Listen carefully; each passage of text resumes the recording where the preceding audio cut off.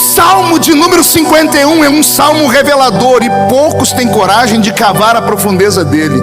Pergunte por quê? Há uma confissão estranha. Davi vai dizer assim: em pecado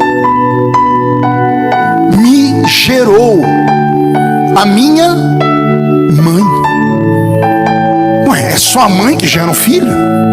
O pai não gera junto? Não deveria ele escrever: em pecado me geraram os meus pais? Mas não, ele só fala da mãe dele. Em pecado me gerou a minha mãe. Eu, há 49 anos atrás, quando nasci, fui um problema para minha mãe, porque minha mãe era amante de um homem casado. Quando ela me gerou, ela não podia andar para a rua com a barriga à mostra. Então ela se amarrava toda, para que a patroa não descobrisse, para que os vizinhos não soubessem. Ela escondia a vergonha dela. Por quê? Porque era fruto de um pecado. Minha esposa, quando ficou grávida dos nossos 4 filhos, inclusive o que Jesus já levou para o céu, ela nunca escondeu a barriga dela.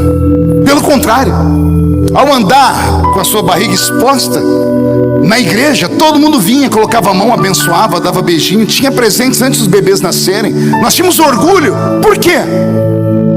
Porque minhas filhas não foram gestadas em pecado. O Salmo 51, alguém vai dizer assim: não, Davi está falando do pecado primário que nós herdamos de Adão, nosso primeiro ancestral.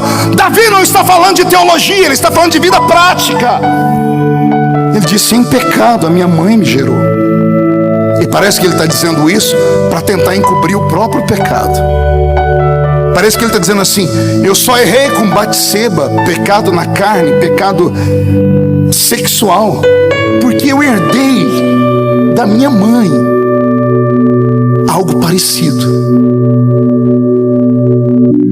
Eu acredito que Davi era filho de sua mãe, mas não era filho de seu pai. Como pode, no Oriente Médio de 2000 anos atrás, quando ainda não havia uma população semita que viajou pelo mundo sem mistura, era puro, como pode um judeu ter olho verde ou azul e ser loiro, numa terra que faz divisa com o continente africano? Como pode? Por que os irmãos são gigantes e ele é pequeno? Tem algo de Davi que mexe mais comigo ainda. Pergunte o quê? O escritor vai dizer: Davi era um homem de gentil aspecto. Diga comigo: gentil aspecto. Pergunte ao seu irmão: tem ideia do que é isso? Ninguém vai se escandalizar.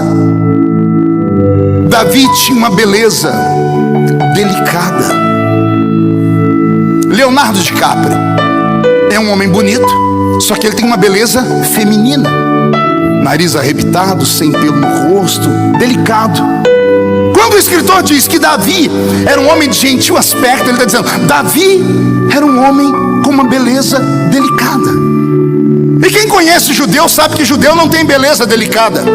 Nariz adunco, comprido, cabelos diferentes. Hoje tem judeu de tudo quanto é jeito, por causa da miscigenação de raças. Mas naquele tempo de Davi não tinha. Judeus era de um jeito só. E aparece na família um menino loiro, do olho claro. É por isso que Davi não estava em casa no dia.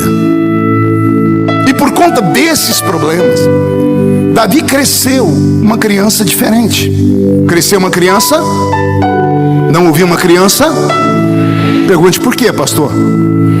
A ausência do pai, a ausência dos irmãos, a ausência do carinho que deveria ter recebido, fez ele ser uma pessoa introvertida.